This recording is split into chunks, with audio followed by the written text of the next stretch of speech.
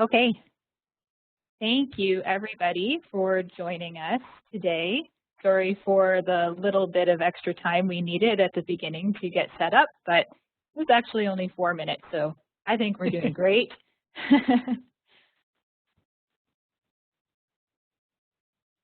And just to reiterate what was on the first slide, so the way things are going to go today is Prof. James Skidmore is going to talk at you for about 30 minutes. And after that time, we're going to address your questions. At any time throughout the webinar, you can ask your questions via the Q&A, which is, again, it's on the slide showing right now, but it should be below the chat. If it's not there, just look for the little icons that are shown in the screen captures to reveal it. And I'll just be monitoring your questions, and in the Q&A period, we will address them out loud, and anything that we can't answer, we'll be sure to follow up with you via email.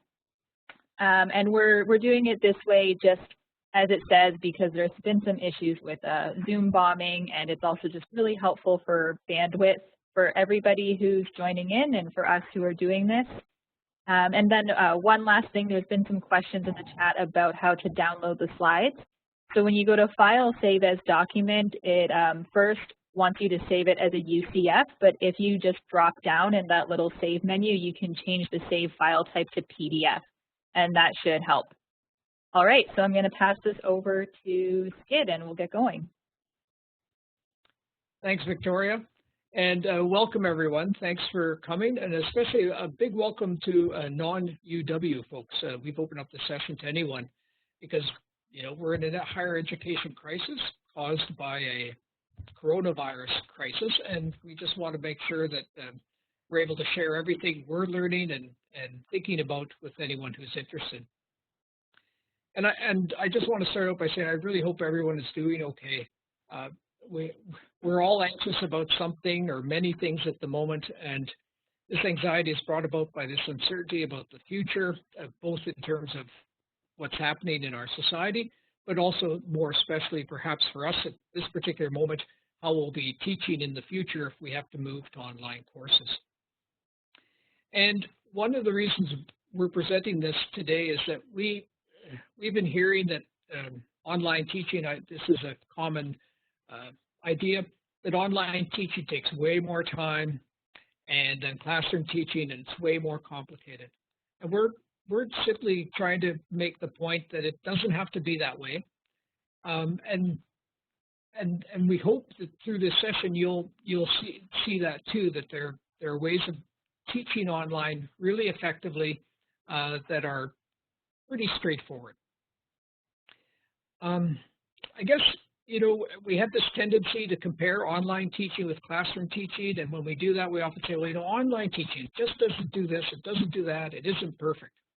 The fact is, classroom teaching isn't perfect either. And because of that, we can sort of step back and sort of think, okay, well, they're different. This reminds me of years ago, like 40 more years ago, I went to Germany for the first time as a Rotary Youth Exchange participant. And the old Rotary guy, I remember him telling me this. He says, you're going to a new country you've never been to.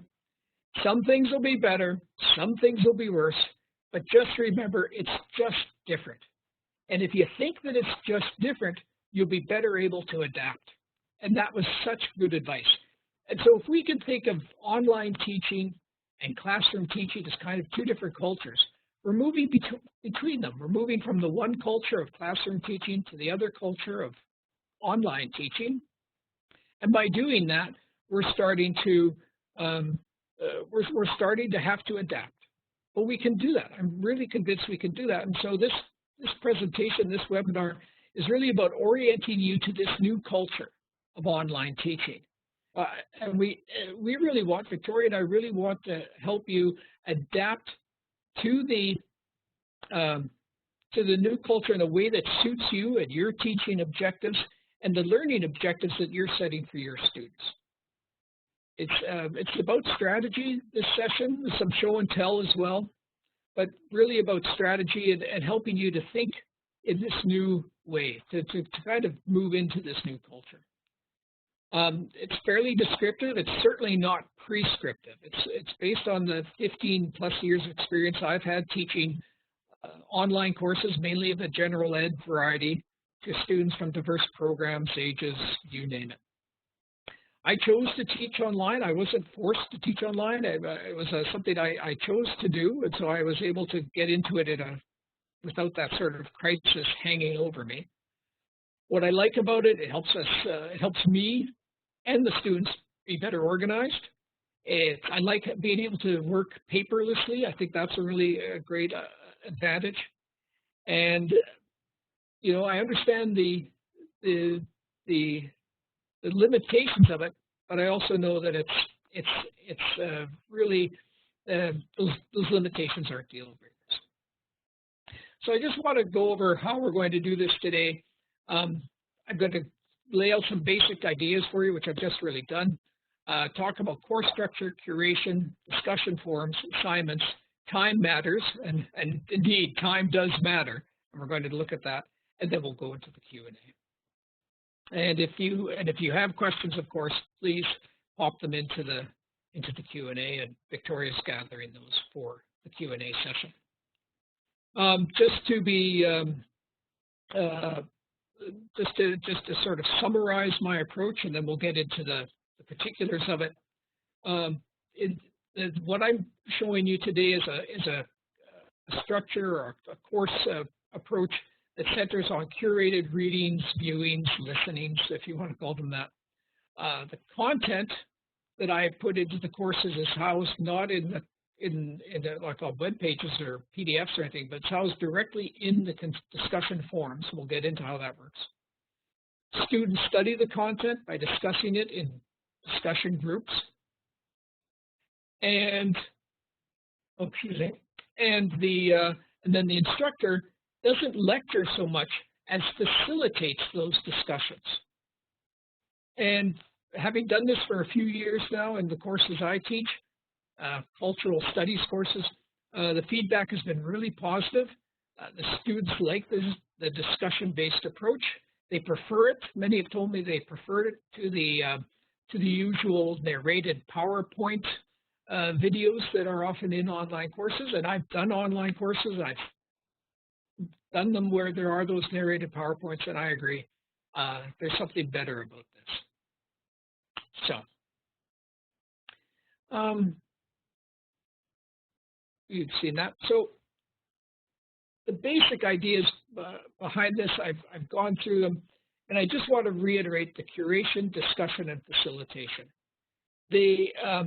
If you sort of boil down your course to those particular elements, I think that really helps keep it simple and keep it effective.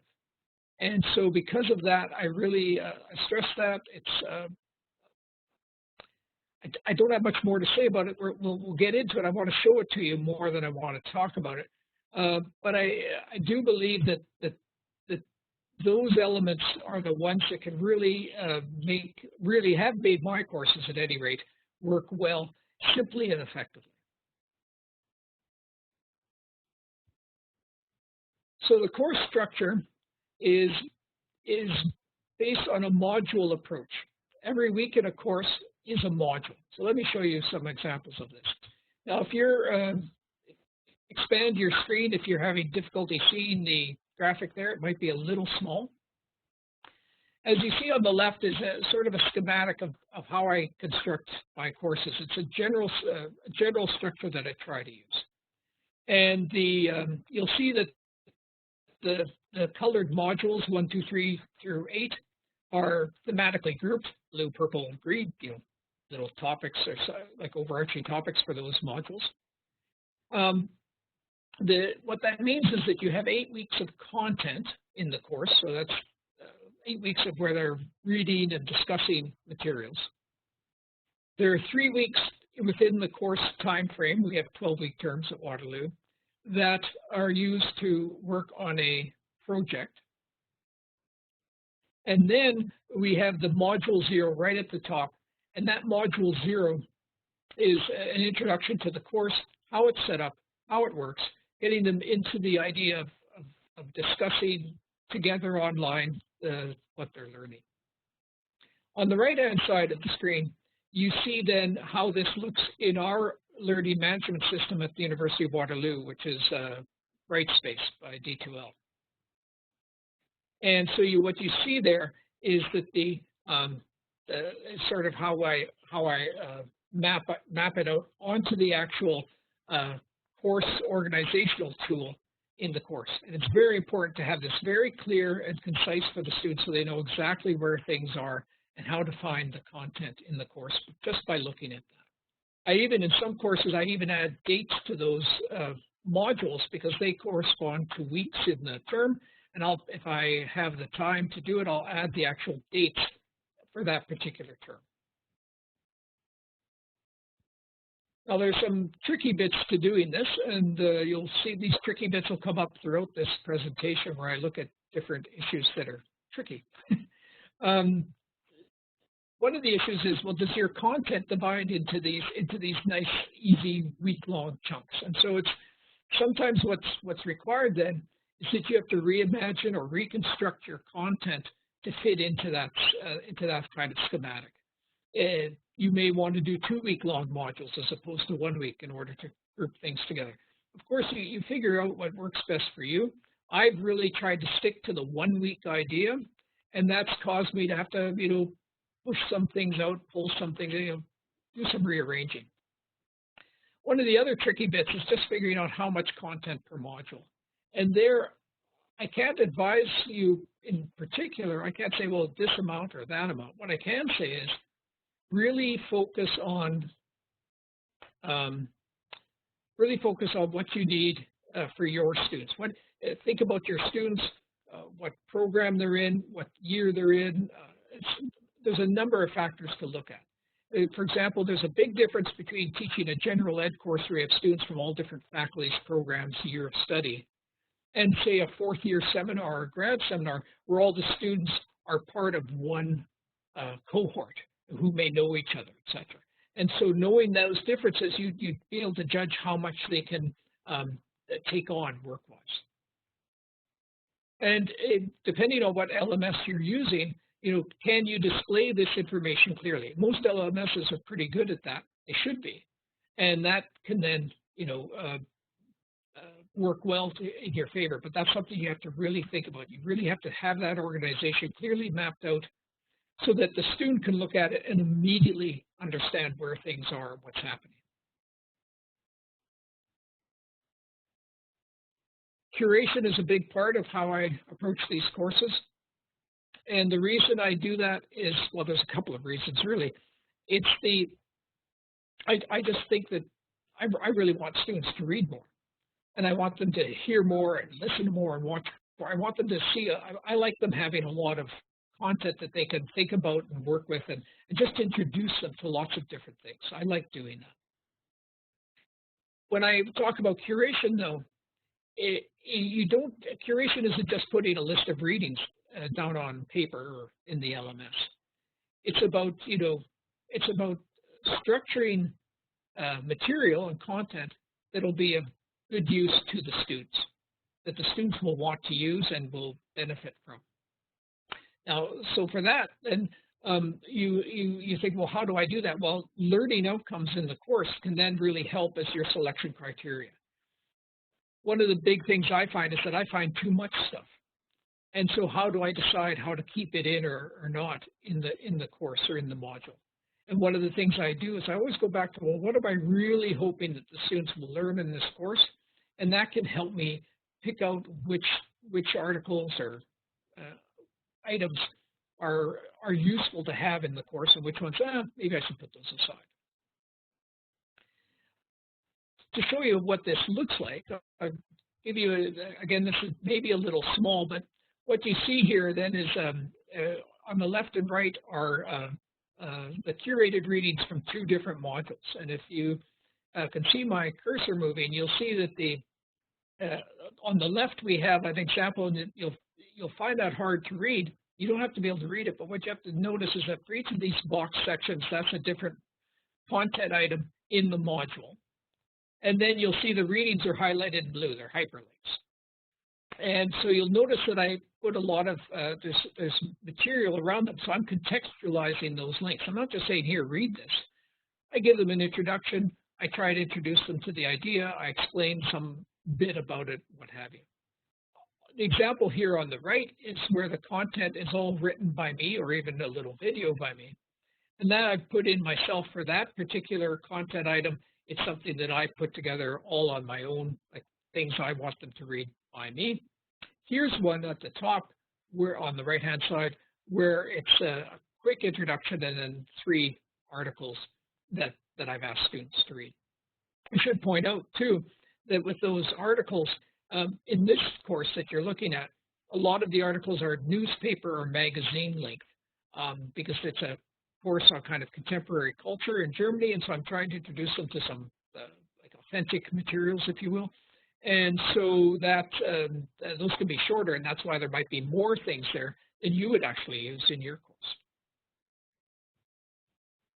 Tricky bits, again, matching the content to your learning outcomes. That can be difficult. I just think keep focus on the students and what you think they need to be learning. That's crucial. And that will allow you then to let go of some things. And I have a difficulty of letting go of things because I find things, oh, they should read this, they should see this, they should listen to this. It can be difficult to do it all. There's also an issue of, if you will, inaccessible content.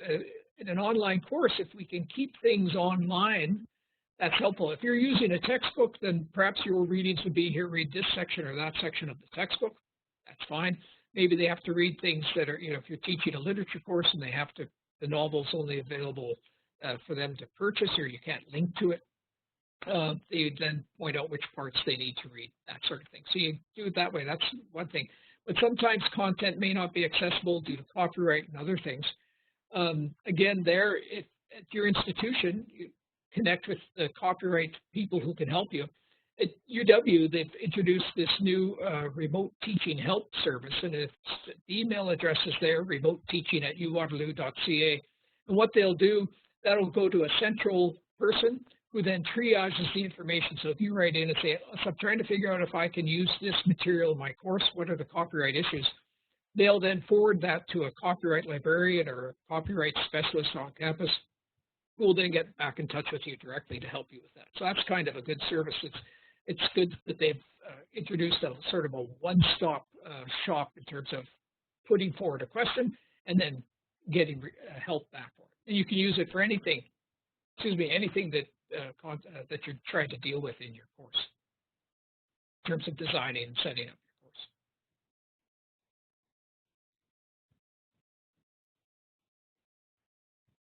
your course. So in terms of course content, so here, what I do is I set up the content in the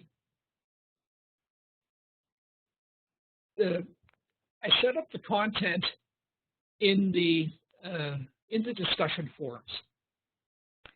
And so what I'm trying to do here is integrate the content and the studying of the content into one spot. So I'm trying to bring content and form together in a way.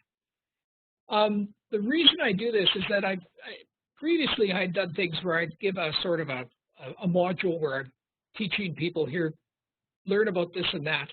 And then I'd say, okay, now go over there to the discussion forum and we'll talk about it. And it struck me, well, why not just do it all in the one spot? And so I do that. And so the material isn't set up on separate web pages within the LMS.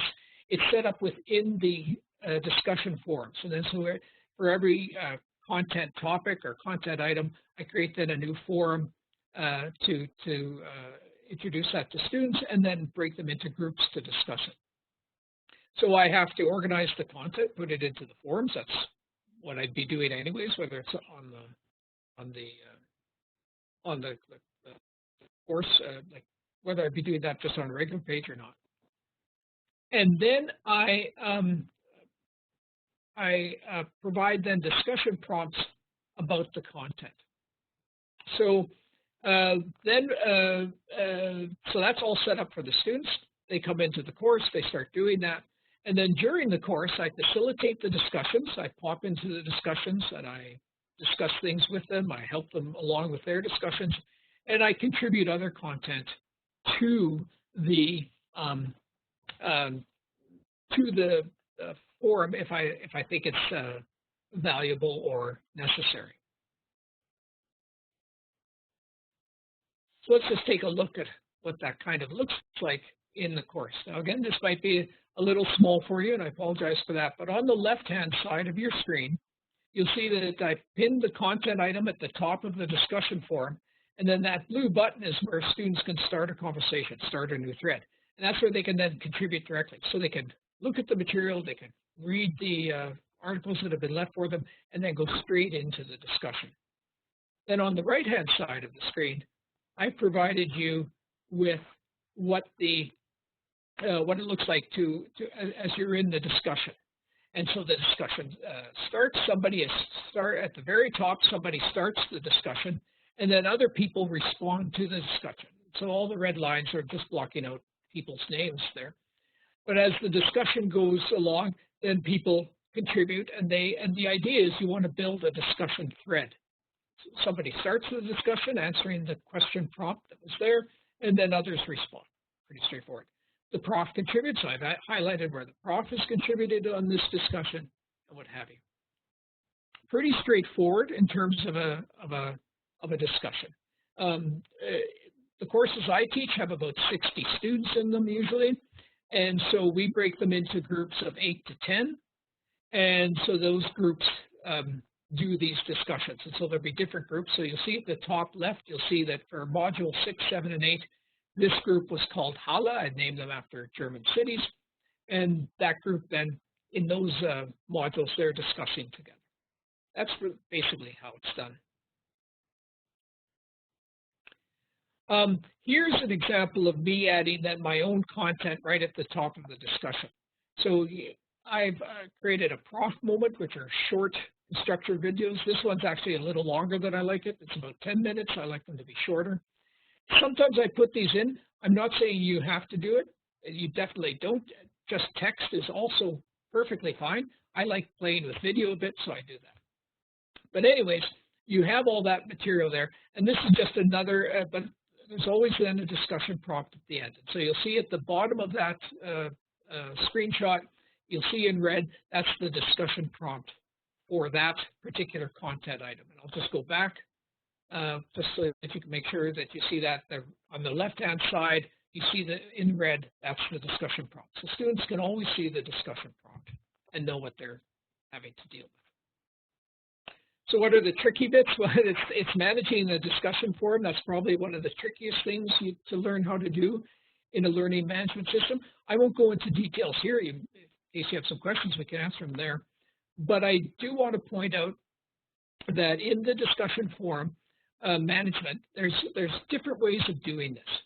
And I like doing it, as I said, as groups and having them discuss amongst themselves for a couple of modules at a time and then mixing up the groups. And so you just need to learn how to do that best in the discussion forum device that you have in your learning management system. In terms of the actual getting discussions to work, one of the hardest things is keeping the discussions going. And so there's a couple of problems there. Some students will just make statements and they won't discuss. And so I'm trying to get them into this notion of threaded discussions where you discuss with each other. For example, I had one student. She was a super student. She was really on top of things. She was getting her work done faster than anyone. It was fantastic. One of the difficulties, though, was that she would do her work right at the beginning of the module. She would read this up, put her statements up right away, and then just leave the discussion. I've done my stuff, and off I go. And so it wasn't really a discussion. So trying to get them beyond just putting out statements, but to get involved in that discussion. And so then as instructor, I have to figure out, okay, how much do I need to be present? Do I need to provide other prompts in a discussion with the groups and to help them along? So that's where I'm spending a lot of my time. That's where my teaching time is. It's facilitating those discussions. And that can be difficult.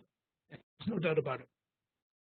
In terms of the grading of discussions, you have a choice there. Do you do it in a global fashion or do you do it in a granular fashion? By that I mean, do you grade the students on their overall contribution to the discussion of a particular week or module, or do you go in and grade each of their discussion posts?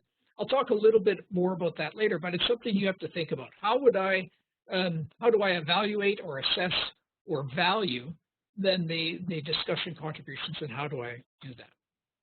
I do think it needs to be more than just participation, but to what level, to what depth. The other issue that comes up in online teaching generally, but I find especially with the discussion forums, is forum fatigue. You just get, oh, I have to go into the forums. As a teacher, it can be tough. I have to go into the forums again and read through these discussions some more and what have you. That can be tricky, and students feel the same way sometimes. So one thing I try to do there is, say, okay, I'll spend an hour a day in the discussion forums, like during the week of a course. Okay, every day I'll go in for an hour from 9 to 10, and I'll bang, bang, bang. I'll go through the discussions, make my contributions, see what's going on there, and do what I can. In terms of one more thing I should add here too is that, and this is part with forum fatigue, but it's also just the way we live our lives, is that for a lot of students, they only get to their work at the end of the week when it's due. And so that doesn't make for the best discussions when everybody's contributing an hour before the end of the course, or the end of the deadline for that particular module. Again, there are ways of mitigating that, but it's something to be aware of. In terms of assignments then, so how I've set this course up, there are three major components to the course: the discussion forums, the module reviews, and the My Module. So the discussion forums, about a third of the grade. Each of these parts is about a third of the grade. And there, as I said, these are learning tasks, and so the emphasis is on engagement. And that means then, okay, do I, in grading them, I keep the grading of them fairly basic. And I keep them basic in the sense that the maybe a 1 or 2 or 3 points scale. And I do the global approach. I look at their contributions over an entire module, and I assess them that way. If they're doing fine, I don't have to put any grade with them. I just know that I'll give them full marks for that portion at the end. And then it's the ones who I feel aren't contributing as much, then I would put an actual grade into the grade book for that, so that I can keep track of the ones that are doing less well, if you will. The module reviews, there I assign about each module they can do a review. So I assign one for each module. So there's 8 in total in what we've seen in this course. And then there's 5 or 6 best reviews will count. And so that leads them, if they choose not to do all 8, then the ones they do will be graded, that sort of thing. There I try to get them to be reflecting on some major issues that have come up in the module as a whole. To draw on, I ask in the prompts that I give for those that they draw on perhaps particular readings, perhaps on the discussions that were in, that they were participating in. I might say, in this discussion, so-and-so said this, and can we respond to that? Someone made this good point or something like that. And then I also, sometimes I put in new content. Okay, you've read a number of readings on this particular topic. Here's a new reading. And then ask some questions about that reading in relationship to the rest of the module. And I keep those around 500-600 words. So they're shorter. I want to get them to make 1 or 2 major points and to show that they've assimilated some of the learning of that week's module, some of the readings. The My Module is a scaffolded term project, and as you saw in the previous slide, I give them some time to work on it through the term. That's the whole scaffolding approach. And it's a very meta project. I basically get them to create their own module for a course like the one we're in. What I like about that is it causes them to reflect on how they're being taught and how they're learning. and what works and what doesn't for them, and just to get them to understand how courses come together, but also to get them to understand that through teaching we actually learn a lot. And so I hope they gain some of that, at least on a basic level. And so with that assignment,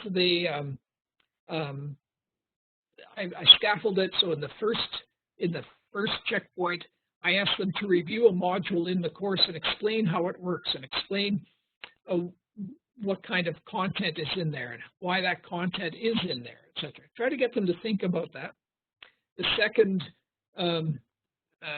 stage, or the second checkpoint, I ask them to look much more at their own project, so to create an outline for their own project, provide an overarching idea or kind of topic, what they're trying to have us learn through that topic, perhaps provide some examples of content they would put in the module, that sort of thing.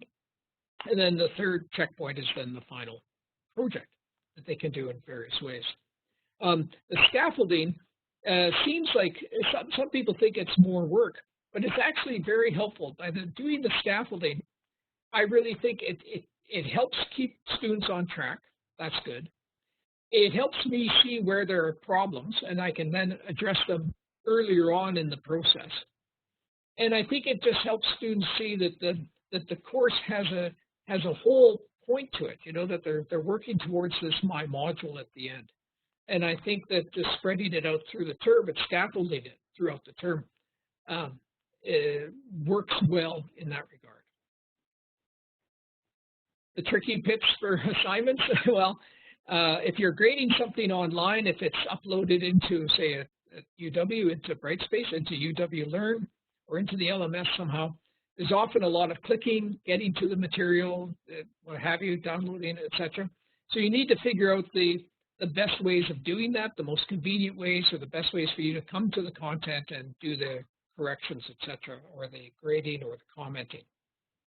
One thing I really like for example, in Learn now, is that you can annotate directly into the document, and so you don't have to download it without first and then annotate if you're doing this all like at a desktop computer. That can be a useful thing, for example. Another thing I like are the voice comments.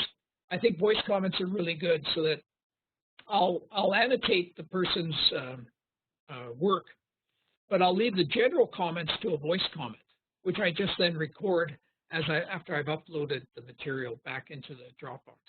And what I like about that, it gives them a couple of different ways to access my commentary, and it allows me to give the commentary in a less formal fashion, not just straight on the paper, and allows me to be encouraging through voice, through tone, and all of that sort of thing. I think that can be helpful. Of course, if students have hearing issues, etc., then you find an alternative method. Of course, if there's accessibility issues, you always find another way to do it. But I have liked doing that. So I want to close up now with the time matters section, because I think that's one of the biggest issues about online teaching, the fear that it's going to take a lot of time and be really difficult. So this will be my sort of last slide, and then we can go to some of the questions that will come up or have come up. The time, so the question is, well, how much time is needed? Is it more than you're doing in a classroom course, etc.? There can be more upfront time needed if you're organizing the whole course and trying to get all the material together. One thing you can do, though, is that you can build your course as you go along. You want to be a couple of weeks ahead of the students. You want to have at least a couple of weeks of material out in the online world before the student comes to it, for sure. But if you're pressed for time, or you're struggling, you're juggling a lot of things, as we all are doing right now, you can do it in a sort of it can be an iterative process during the term. What's one advantage of doing the upfront development is that it leaves you more time during the course to really concentrate on facilitating discussions and working with the students and getting to know them through the discussions and helping them that way. That's a good thing. The time needed to teach an online course, I haven't found it to be more than a classroom course. I don't think that the actual time where I'm spending discussing with students is more than I would need for being in a classroom. Plus, I'm not developing the lectures every couple of days. I'm just being there present in the discussions. The time needed to do the marking, well, I assign a lot of written work, so but I would in a classroom course anyways, and well, that's just going to be there. One thing to keep in mind is how much time will students need to complete the tasks, and keep in mind that students may not be all that well set up for online learning, so you may want to take that into consideration and be mindful of that. It's good to ask students, well, how are your time commitments? How are you doing that way? What have you? It's difficult. It's just difficult to judge, and you have to play it by ear and see how it's going. I do have some time-saving techniques. One is flattening the email curve. And the way I flatten the email curve, there's a couple of ways of doing that. The thing is, students will email questions more readily than they'll ask you a question in class or after class. So when you're in an online course, you're going to get more email from students asking you kind of housekeeping questions and extension requests. Those are the two main things students will email you about. So for the housekeeping, you need to make sure, again, that everything is very clearly laid out, very simple, just keep it simple, keep it clear, and that will cut down on the housekeeping kind of email you'll get. You can also set up a discussion forum, like a Q&A forum, where you have to put all your housekeeping requests there, and anyone else can answer. You'll give bonus points to the student who answers the question first and correctly, something like that. There are ways of doing that. With regard to extension requests, so students are always asking for extensions on their work, and that creates a lot of email for you. I've created a no excuses necessary extension policy. I create two deadlines. I create a regular deadline, and then a week later, an extension deadline. That's automatic. You don't have to ask for it. If you miss the first deadline, you have to have your work in by the second deadline. That simple thing for me to do that, so basically, and it's all semantics, right? It's basically just saying, well, the deadline's here, but I'm actually, you're kind of playing with deadlines. Let's admit it. But the thing about it that's so good is that cut out so much email from students. They knew that they've already got an extension. They know that extension is that's a firm deadline, and that has worked wonders at cutting down the email. That really helped. So I'd encourage you to think of things like that. It doesn't have to be my way, but think of things like that to help to be aware that how can you make sure that the email will be limited to the important stuff during the term. For grading discussion contributions, I really try to, for the discussions, they don't get extensions on that. What's the point of a discussion if it's not at the time it's supposed to be happening? That helps there. And the discussion contributions, I take that global approach, and that makes it easier to get through that grading aspect. For the written work, well, we all have our own ways of approaching written works. Some people really like using rubrics. They find that speeds things up. Go for it. Or having overall comments to the class and then just specific comments in the papers. The normal things you would do in a classroom, perhaps, to accommodate or to limit that work, the same here. And then in terms of general communications, I just make sure that students know that they got to take charge of their learning in this course. I really look for them to do that. So we're already over time. I'll show you this resources page so that you see the resources that are available to you. And these are all, if you go, for example, these slides, you can download them right here. They're also available at jamesmskidmore.com/teachingonline. They'll be up on the Keep Learning website as well. CTE has tip sheets on rubrics and managing discussions and all sorts of things. So go and look at they have a huge long list of tip sheets. They give you lots of great ideas to think about. And then the remote teaching helpline, as I call it, this request tracker system for any issues you might have. So I'll stop talking now. I know I've taken a little more time than I want to. I'm sorry we started a little bit late, so apologies for that. But I'm back now, and Victoria, if you have questions, I'm not sure I can hear you, so I'd just like to make sure I can hear you. Can you No, I hear me, can't. Skid? Yep, I can. Good. You So, can. Awesome. Okay. Lots of great questions coming in. Just let me good. pull up. And I just wanted to say I'm happy to go past noon if people want to stay. We can keep recording past noon. If you have to leave at noon, then you can come and listen to the recording and hear if the question's been answered, etc. So I just want to say I can keep going as long as people want to. Yeah, and we've scheduled the space till 12:30, so that should be fine. I'm not sure if WebEx will kick us out or not, so we did a little extra just in case. All right, good. All right, Skid, so there were a couple questions from engineering and math instructors who are wondering how the curated discussions in particular could be adjusted for the more highly technical content.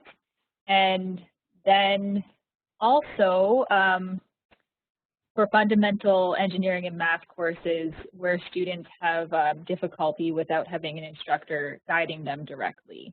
So what are your suggestions? Well, thanks for the questions, obviously. And yeah, of course, my approach is really much more geared to the humanities and social sciences. I see that right off the bat. For tech content, if you can think of a way to, it might be that you can't do like a full-blown discussion-based course the way I've done it. But there may be ways that you can take particular elements of the content that would lend themselves more to a discussion and create discussion activities around those. And then the more technical stuff that you feel that you need to teach and lecture on and provide the kind of examples that you would normally provide, then you might do that in a videotaped, like a recorded approach or something like that. I think you'd have to play around with it. I'm happy to talk to people and discuss how that might be done, because I really don't know. I've never taken courses like that. I've never had to teach courses like that. In terms of the fundamentals, like courses where you're concerned about students really picking up on particular fundamentals that are going to form the basis of their programs. A couple of things you might do there would be, I think, one thing you might think of doing is simply that blended approach, but then making sure that in those discussions, that might be a place where you reinforce with the students, here's something that's so fundamental, we need to be sure that you understand it.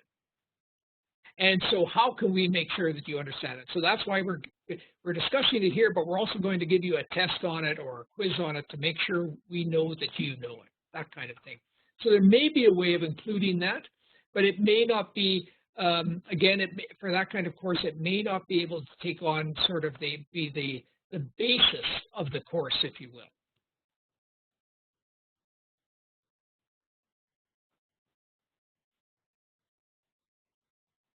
Okay, thanks, Skid, and be sure to add if you need clarification or follow-up, just add them to the Q&A like we said. If we don't get to it, we're definitely going to spend some time following up after this. So we'll move on to another question. This is a really great question. I'm sure lots of people are wondering about right now in this current world we're living in. How do you build community within the students in the course? Yeah, thanks for that. So in Module 0, in the first week, I create an introduction form, and I ask people to introduce themselves. I ask them to say, like, why are they in the course, or what are they studying, that kind of thing. I ask them then also if they want to, sometimes I ask a kind of a particular question, just something funny, if there's something, who's your favorite singer at the moment, that kind of thing, or share your favorite song or something like that, typical old person trying to talk to the youth kind of stuff, which I don't know how well it works, but I do it. And then the other thing I do then is by mixing up the groups. Whenever I reset the groups throughout the term, I ask them, the first thing they do, I give them a little form, say, introduce yourselves, reintroduce yourselves so that you know who's in your group with you. And ask them to do that right at the beginning of that week. And that's, of course, it's hard. Not everyone will do that. And then the other thing I do is then I really try to, in the discussions, encourage students when I think they've said something of interest. I note that, or I speak to it, I comment on it. If some people will share different kind of personal stories in the discussions, which may or may not be related to the content, it'll depend, but I'll try to acknowledge that or speak to that and try to encourage students to see this as their space to talk to each other. It's difficult because it's just written communication. Part of it is, I do think that a lot of people who are coming to university are familiar with texting, so they're familiar with communicating with each other. But then in a course discussion forum, they're a little reluctant. Some of them are reluctant. They think they have to be more formal. Others think that they're still texting to their buddies, and so the messages are kind of maybe too informal. And so you try to work with those kinds of things and try to help them talk to each other. I think there are probably lots of great tips out there about how to create discussion community. That's some of the things I've done. Thanks, Skid. So a technical question for you. How do you pin reading materials to discussion forums? When you, how do I don't have Learn Open, UW Learn Open in front of me, but when you open up a forum, there's an area where you can create a description. I think it's called description, maybe you know, Victoria, but there's a space where you can put in the material that can be, you know, there's the WYSIWYG editor, and you can do all that stuff. So you can format it the way you want it. And then that's, whenever they open the discussion forum, that's right at the top of the forum. So it's once you get into the forum, you should be able to see how that's done. Thanks, and that's a perfect example of a question that we invite you to send to the remote teaching at uwaterloo.ca email address. Just a reminder that there are lots of different people with lots of different skill sets that will be triaged to. So if your question has anything at all to do with remote teaching or online teaching, you can send it there and it will be answered promptly from someone who is the right person for that question. I mean, not Skid. No. Yeah, don't let it. Nothing is allowed to go to Skid. I get it. Not what I meant. All right, so continuing on with discussion forums, there's quite a few questions here about things like, is participation mandatory? How do you grade the discussion forums? How much do you weigh in on the discussion forums yourself? All those kinds of things. Yeah, it's so in terms of the participation and grading. So as I said, I grade in kind of a global sense. So if I expect in, say, for each of those content items, so they might have, say, between 5 and 8 content items, which means they have 5 to 8 discussions they need to do in a module. I expect them to participate at least twice in each discussion. I sometimes set a kind of a deadline, a mid-week deadline and an end-week deadline, so that we get some things at least in the middle of the week and not, everything piling up at the end of the week. And then I grade. I don't grade on accuracy. I grade more on, are they engaging? Are they really trying to have a discussion? And you can kind of see if they're just, and part of that then is getting them to understand how the threading works, so that they're not just putting a statement out, but that they're responding to somebody else's statement. And so they have to think that they have to be reading what's going on ahead of them when they come into the queue, and bring their thoughts into what other folks are saying. And that's I just have to keep reminding them to do that, because somehow that's a difficult thing to do. Then in terms of my presence in the discussion forum,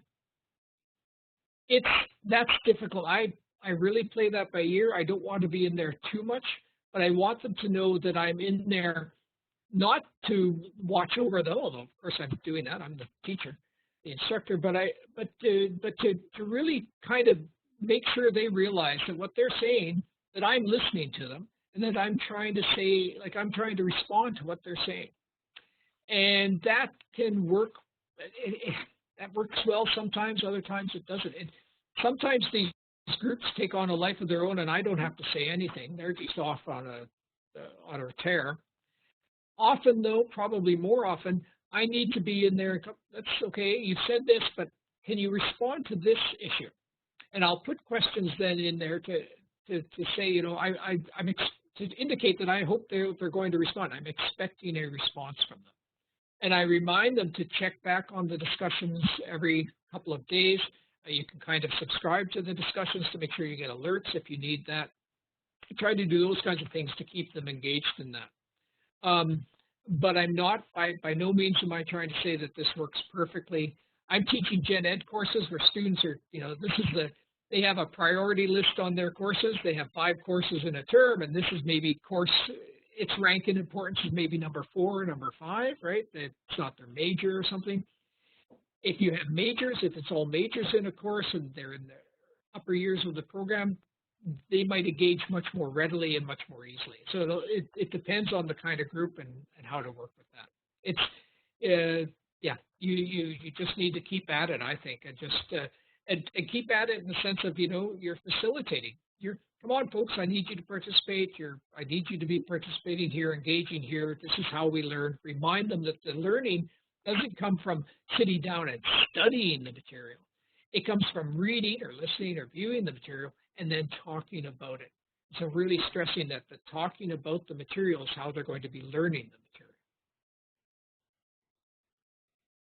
As a follow-up to that, Skid, with the question came in where there are at least 2 responses per student in a class of 60, or I guess potentially larger, depending what you're teaching. Does that become overwhelming, and how do you manage that? It's the responses, like I'm expecting paragraph length kind of responses. So the reading of them can go relatively quickly, but it can become overwhelming. There's no doubt about it. It can. That's kind of plays into that whole issue of form fatigue, because students are saying the same things. And so what you might do, one thing, and I haven't done this yet, but what I am thinking of doing is giving students a choice of, say, discussion prompts or activities that they might do, so that each group might have to decide on, okay, we're going to answer this question or that question. It takes a little work on their part, or you might just randomly assign, you're going to get this question or that question. And then that creates a little more variety, which makes it a little easier for me to be doing that kind of reading. In terms of the time, though, I don't think it takes more time than what I would be doing in terms of, say, lecturing. But it's a different way of spending my time, for sure. And so to try to keep my interest alive in it, I do try to think of things I can bring in during the discussion that can help them see the different ideas. I try to make sure that in reading the discussions that I don't. I also want, well, one thing I do try, I should make this clear, I do try to keep my responses a little bit on the shorter side. One of the difficulties with this writing, you know this just by when you have to respond to an email. It sometimes takes time just to craft the email. It takes longer than just if you're going to speak your response to someone. So I try to keep those responses fairly short so that I'm not taking too much time trying to write those answers back. But sometimes you do get caught up in that, where you're trying to craft the perfect response. My feeling is that I need to be more about a brevity yet clarity to try to manage that time. Because yes, if I don't, I could be spending too much time on that part of the course, for sure. And Skid, you mentioned form fatigue. Again, in terms of the instructor, there's a question here about students' form fatigue. How is that managed? Have you found that happens? Oh, it happens for sure, and it's an issue. It's something that has been a bother to me, because it's form fatigue, but also then just the usual thing of just doing stuff the night before, or a couple hours before it's due. So then a week-long discussion gets concentrated in 1 hour at the end of the week, and that clearly it's not a discussion. They're kind of related problems, but they're kind of separate. In terms of the form fatigue, I do try to get students to to do at least one post, say, at the first part of the week and then the second part. I think that helps to spread it out a little bit. I also encourage students to think about, I try to get them to think, like if they have, say, in a week, 5 to 8 discussions, which are, that sounds like a lot, but the readings aren't so complex in this particular example. And I try to say, okay, work on one day and one the next day. Try to spread it out over the week. Do a little bit each day as opposed to trying to do 3 hours in one go, which is often how students approach their courses. They try to do it in big chunks, and that can be difficult. I think that lends itself to the form fatigue. I think the other thing is just by my being encouraging, by my being in the forums and letting them know that I'm still in the course and participating with them and interested in what they have to hear, I think that helps as well. But I don't have a silver bullet there. I'm sorry.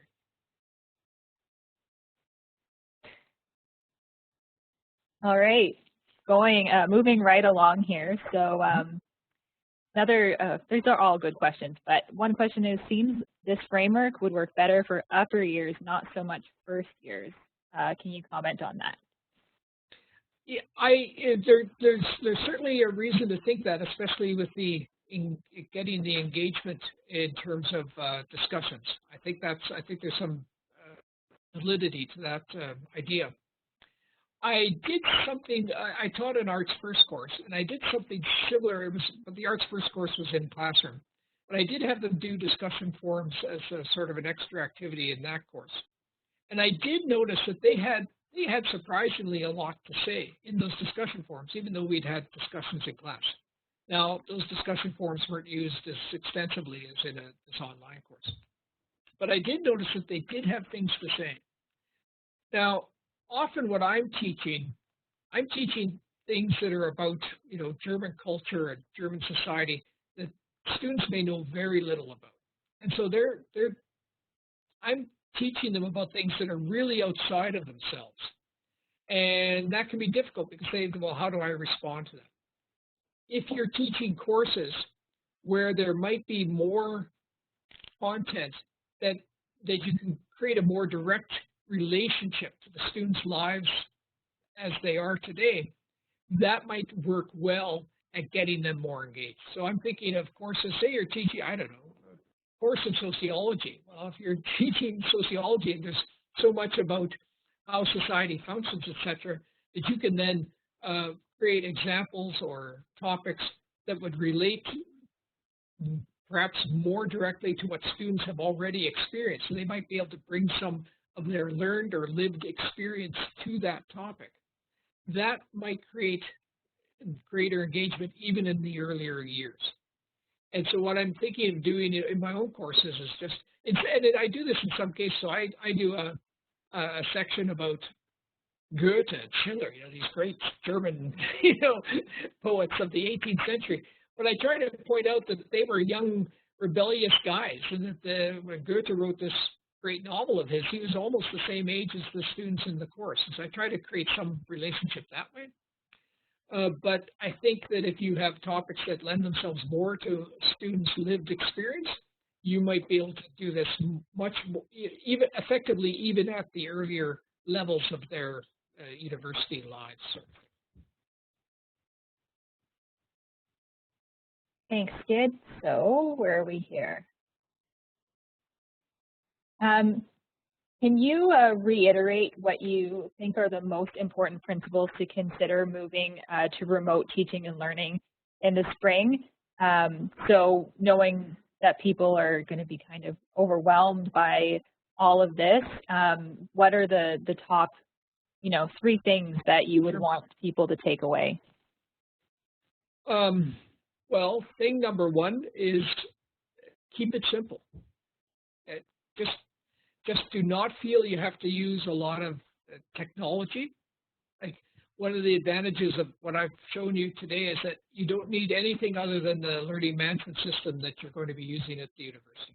So that's an advantage. You don't have to learn other things. You have to learn that, but you go into a classroom, you have to learn how to use the equipment there. It's a similar kind of thing. So keep it simple that way. I think that's really effective. Second thing I would recommend is however you structure your course, however you put your course together, make sure that the organization and the expectations are crystal clear. Make sure that the student can come in there and find everything they need to find right off the bat.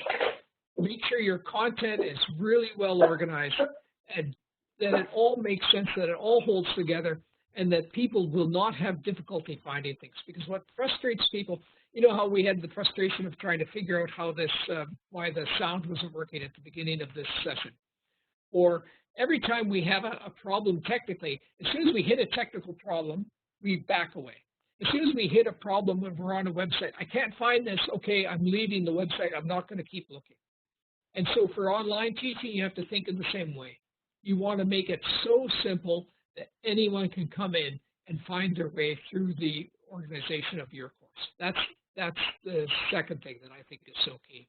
The third thing I would stress is that you're hearing a lot from the university, frankly, about how don't worry about it. The course just has to, it doesn't have to be, we don't expect it'll be a great course. Just do your best and it'll be fine.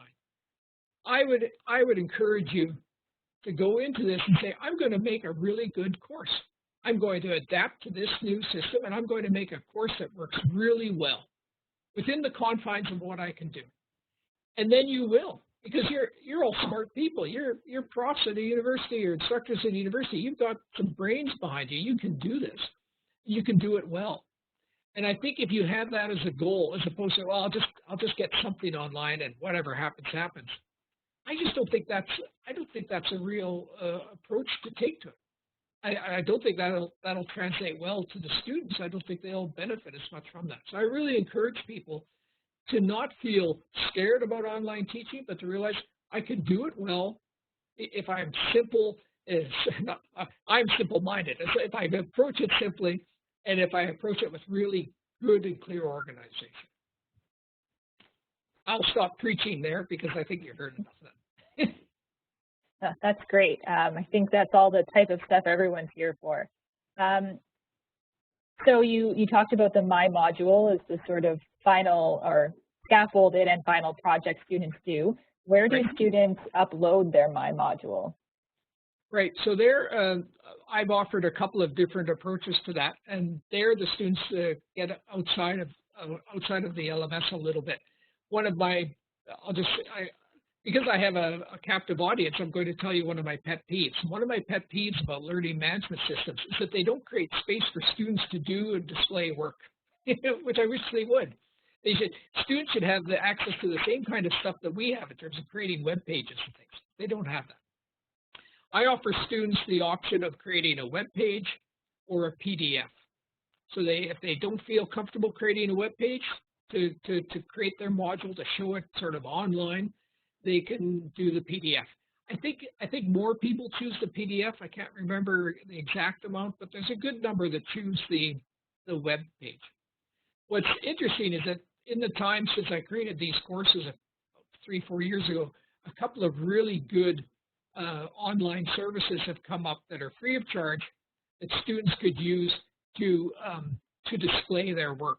I'll mention them to you here, but get in touch with me if you want to learn more about them. One is called Wakelet. Wake, W-A-K-E-L-E-T. And what that does is, Wakelet is basically, you create an online kind of page that curates readings and viewings and all sorts of different kinds of material, but also allows you to add your own text and your own material as well.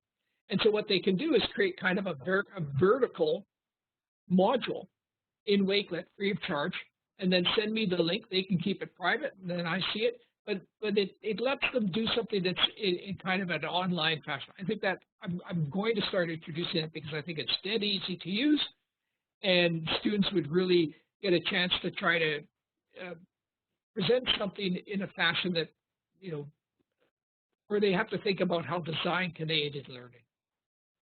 There are a couple of other resources like that, but they're a little, the learning curve on them might be a little more to use, and that would be a resource called Padlet, which is something I use in most presentations that I give. I use I use a Padlet, that's what it's called, P-A-D-L-E-T. And if you go to my website, jamesmskidmore.com, and look at presentations, you'll see a number of Padlets in action.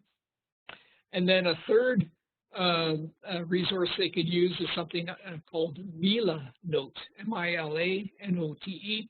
And it's kind of a wiki space where you can put in all sorts of materials.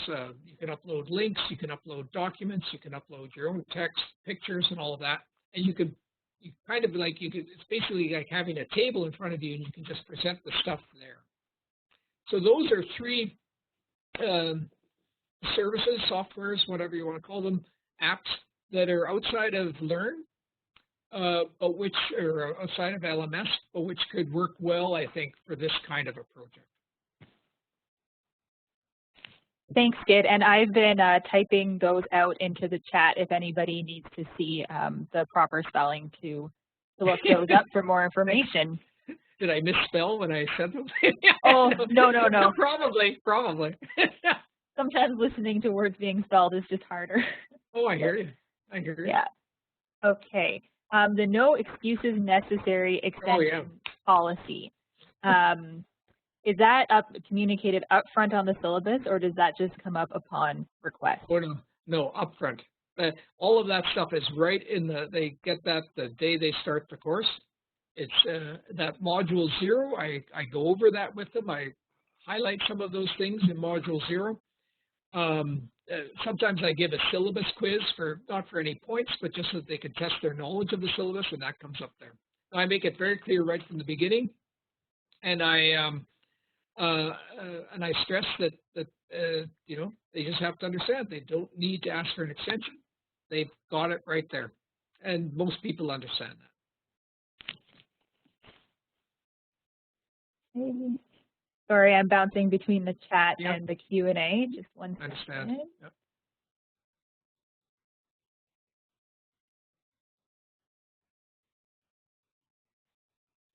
Do you have any experience teaching summer courses with half the length of the term? Did you ever collapse 2 modules into 1 week? And maybe if that's something you have an experience, that question is now out there. So if anyone listening, and all of these many people have experience with that, feel free to mention yourself in the chat if you'd be willing to help out. That's really interesting. If what you're saying that you're taking a 12-week term and you have to teach it in 6 weeks for the same amount of credit, no, I haven't done that. Not as an online course. And if I were to do that, that would be very difficult for the discussion forums. The difficulty too is there you'd have to know that your students could spend all their time, like during the week, working on the course material because they're trying to get through so much in a week. That would be difficult. I'm not sure how I would approach that. I think off the top of my head, I would reduce the number of readings further. I'd really kind of go for the jugular in terms of getting right to the heart of the issue, and I would try to I would reduce then the number of discussions as well. I might then create lengthier discussions in terms of I might ask them to respond to in a lengthier format perhaps to some of the material. But yeah, that's good luck with that. That's difficult for sure. I think this is a great time for me to mention we have a remote teaching Learn community that was started, and the purpose of it is for faculty to faculty peer help. So questions like this about these 6-week courses, if it's your first time or you've done it a whole bunch, you can ask a question or you can offer your expertise to your fellow faculty. So in order to join that, you would log into Learn and you would do the self-registration from the bar right at the top and find the course in the list and just click it to self-register and you will be approved. And the reason that we have to have the approval on there is that students could also try to get into the course, but we're not admitting them. But grad students who are instructing and sessionals and everyone who is instructing, of course, is welcome. So,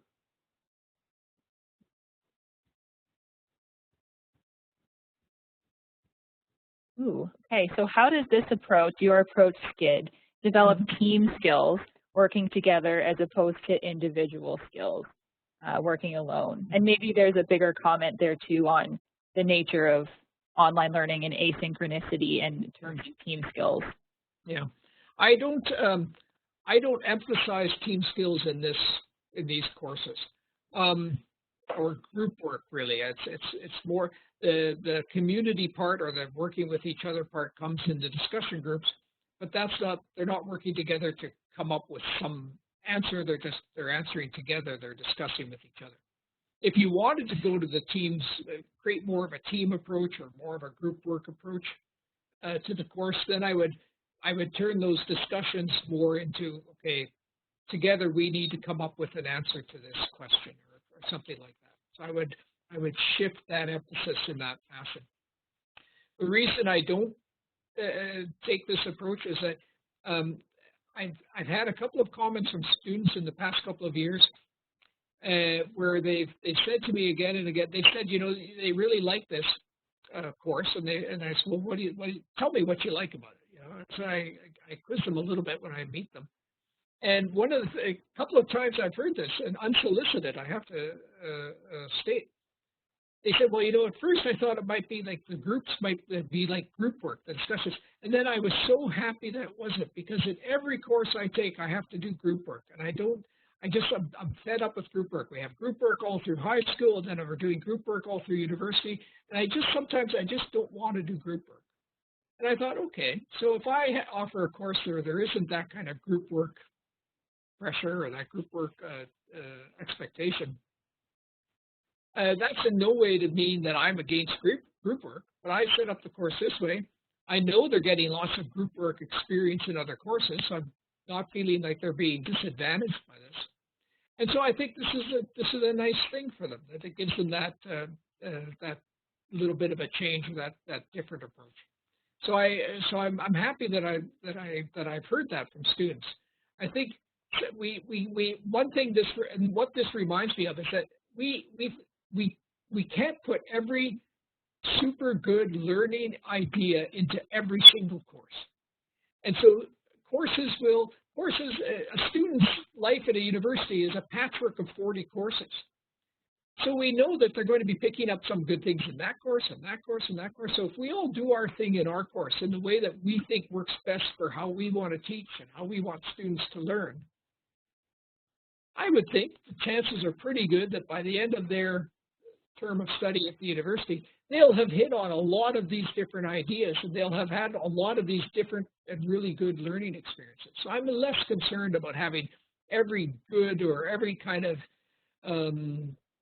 expected learning activity in every course. That was a bit preachy, but I have an audience. Awesome. Okay. So on a similar note, there have been a lot of questions in the forum about how to work synchronicity into your courses and what platforms are available in order to do things like we're doing right now together. And for that, I just wanted to mention to everybody that I'll follow up with resources after this webinar, because we do have like a table where you can compare or see pros and cons between synchronous and asynchronous approaches, as well as tools at the university that are university supported for delivering this sort of thing, as well as ways to do teamwork skills, even asynchronously using our video assignment feature in Learn. But I don't want to take too much time to talk about that right now with the different focus of this webinar, but there are resources and help for you for that too, and I'll point you in some starter directions via some resources. So, going on.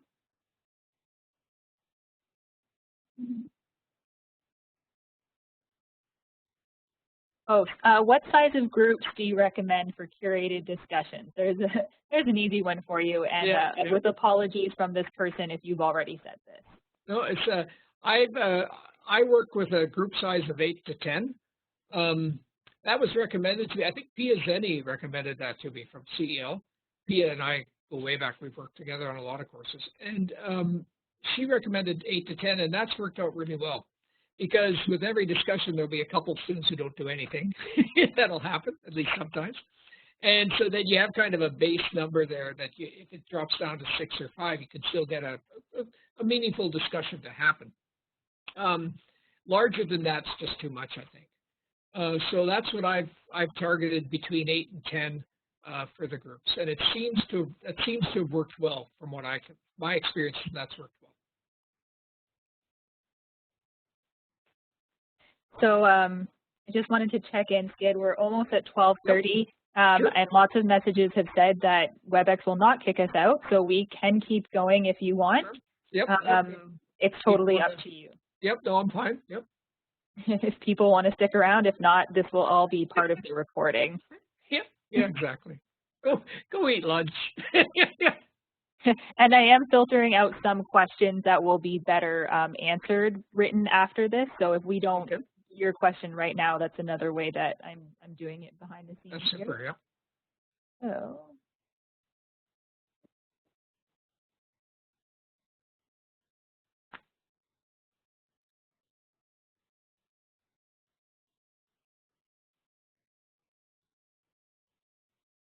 Do team sizes that are smaller, like dyads and triads, work well for this approach, do you think? They might. I haven't done that. So I've only used the larger group size, so the 8 to 10, as I said. I would try it. It might work. But you'd really want, the discussion wouldn't be that long, perhaps. So you might want to do it on like a very specific, if you had a dyad like 2s or 3s, you'd say, okay, here's a question, come up with an answer for it. You might want them to try to work together there to come up with an answer that they can agree with. So I could see doing something like that. It'd be less about the discussion and more about coming up with a common response to that question.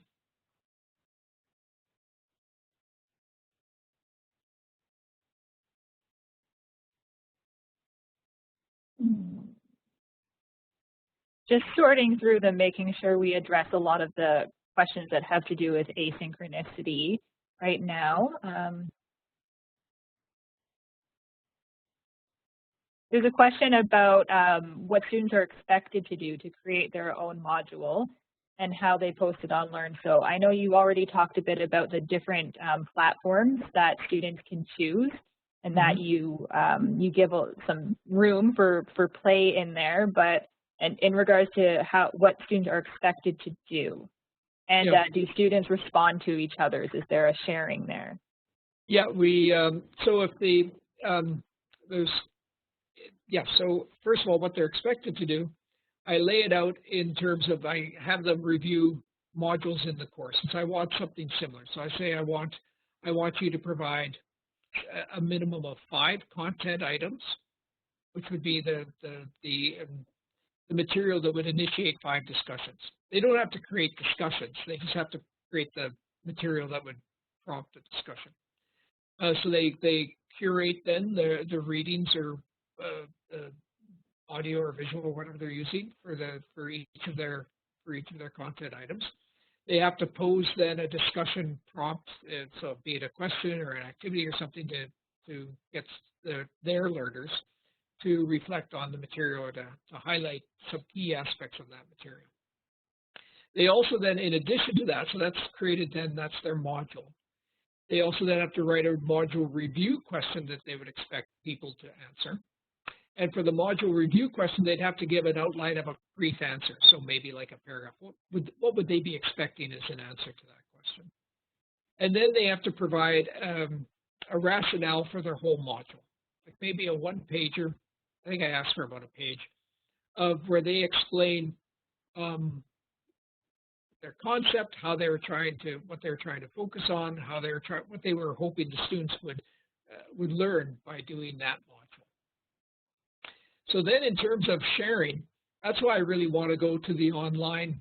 They can make sure that they're online, so that once if they do the Wakelet, for example, the one that I think is probably the best approach, they would provide their URL, and if they wanted to share it with others, they would post it in a forum where they could share their URL and say, here's my Wakelet, and please have a look. And I'd like them to do that, and I'd like students to I'd like to actually build that in where students then not critique the other modules that the students create, the My modules, but at least respond to a couple of them or mention a couple of them and say what they got from it or something like that. So that's why I'm thinking of really having the students put their things online, and then if they wish to share them, they could do that. I don't think I would force them to share it. I don't think I'd make it a requirement, but I'd certainly like to see them do it, because I'd like everyone to see what each other is doing and to see what their peers are up to. I think that's just so beneficial in so many ways. Okay, we're almost getting to the end of these questions. Wow, amazing. Okay, but they're great. So back to time management. How does your time management differ when teaching an online course? Do you engage daily, specific times? Do you limit your time to specific days? The sort of idea there being if it's, it could quickly swallow someone up if they don't have a disciplined way of approaching it. Yeah. So what I do with what I've done with these courses is I've set up I look at my week. I do it week by week because I often have like meetings and things that I have to adjust for. And then each week I set up specific hours where I'm going to be working on the course. And by working on the course, I don't have to do any of the content development because I've developed these courses ahead of time. And so so I set up a minimum of 5 hours a week, where the first thing I do is I go into the discussions and I follow up on any new posts. I respond, answer any questions, all of that. I do that first. And that sometimes takes an hour, sometimes it doesn't. If it's at certain points in the week, students haven't added a lot. And then I then allot a certain amount of time to do the marking of the module reviews and the My module at the end of term, the way you would in a normal classroom. So, but I do make sure that I spend about it's at least 5 hours a week where I'm sort of there to be in the course, in the discussion forums, being sort of a facilitator and a moderator. And usually it works out to about that amount of time.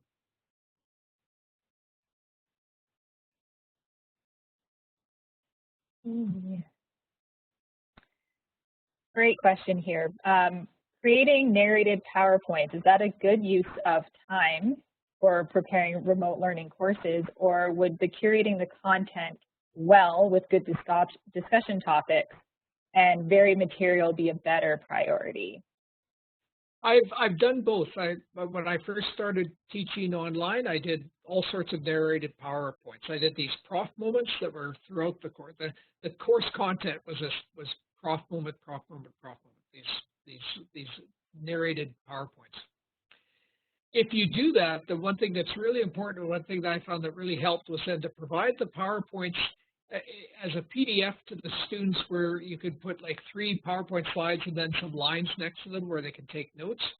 And they can print those off, and then as they're listening to the PowerPoints, they can make notes right next to the slides. That's a good way for them to collect all the information they're trying to learn doing that. But I wouldn't go back to doing that, at least not as the basis or as the spine of the course. I've taken a couple of, one online course I completed, and another online course I kind of dropped out in the middle, which is unusual. These are just these MOOCs that you can just go into. But they were both like narrated PowerPoints. All the content was narrated PowerPoints, and I found it just boring to do. And students do as well.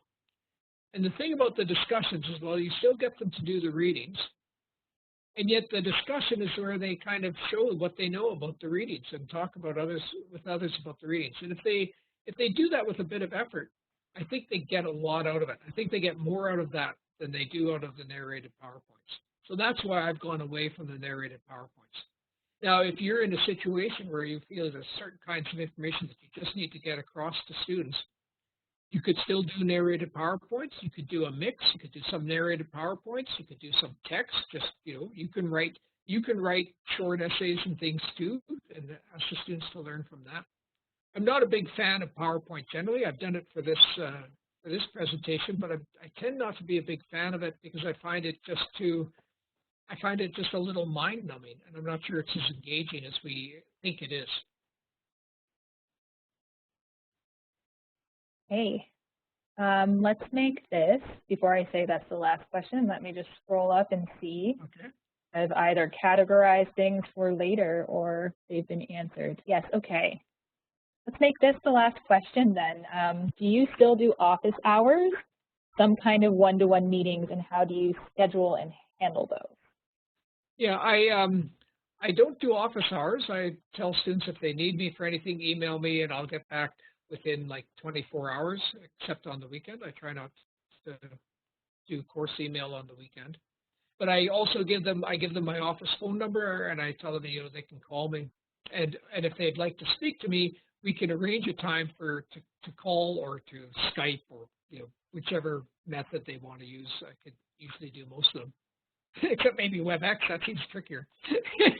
But what I have done in one course, and I'm going to start doing that more when I teach again this course, is I'm going to ask them to do an interview with me at some point during the course, and I'll spread it out, and I'll ask them to get in touch with me via Microsoft Teams or whatever method we decide to use, and just have a face-to-face for 5 or 10 minutes, just so I can talk to them, ask them how the course is going, see what they're thinking about in a very kind of upfront and open manner. A lot of people, I do believe that it's good to check in with students and to get feedback on how the course is going. A lot of people do like midterm evaluations just for themselves and make them anonymous to get the students to respond. I don't like the anonymous part. I want students to realize that they're participants in this, and they have responsibilities but also rights within a course. And I want them to approach it in a kind of an adult fashion. And I think adults should be able to talk to each other and say, hey, how's it going? I don't like this part of the course. Okay, explain that to me so we can figure out how we can make that better. Or I'm not very confident. I'm not doing as well in the course as I think I should be, or something. We can talk about that. How can we help you with that? How can we? So I just think it's important to create that. It's important to create a personal connection. And that personal connection, they get a little bit, because I do have some videos in the course where I'll do a Q&A with students where they send in questions, and then I answer the questions like in a video. And students like that because then they see me, they hear me, they kind of get a sense of who I am as a person. And I've noticed this, in the before times when you could go to coffee shops here in the world and sit down and have a coffee, it's happened to me a couple of times where I've gone into a cafe here in Waterloo and I start talking or I laugh or something, and the person serving me said, I know that voice. You taught me a course at university, and then it turns out they were in one of my online courses, and they have this personal connection just through the sense of having heard me or heard me laugh or something like that. And that reminds me of how that personal component can be missing in the online environment. So if I can provide some aspect of that in different ways, I think that's a good idea. I think it just makes it a little more human, what we're doing. All right, and just to follow up on that, we'll be working on a little how to create virtual office hours in a couple ways if you are hoping to connect in real time with your students for short periods of time. Sorry, I'm going to do two things at once. I'm the worst. Okay, so we still have 58 people tuning in. Thank you so much, those of you who are still here, and we were almost up to 200 when we were at full force, and Skid, there's been lots and lots of thank yous in the chat area. Well, so you're welcome, you're welcome, you're welcome. That's excellent. Glad to hear it. Anything else you want to say before we sign off?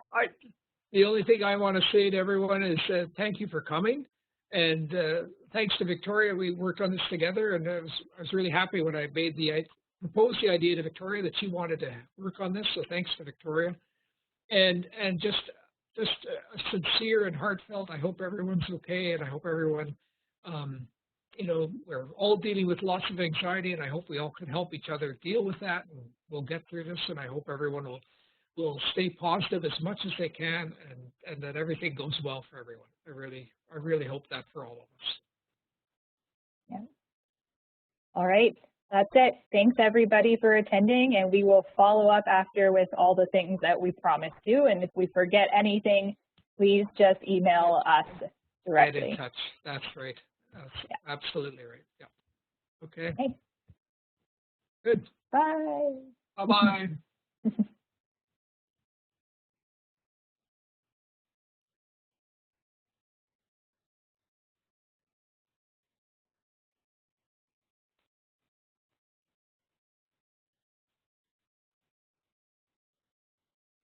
Just going to make sure that I save the recording properly. Yep. And I've already saved the chat and the Q&A as separate text documents, so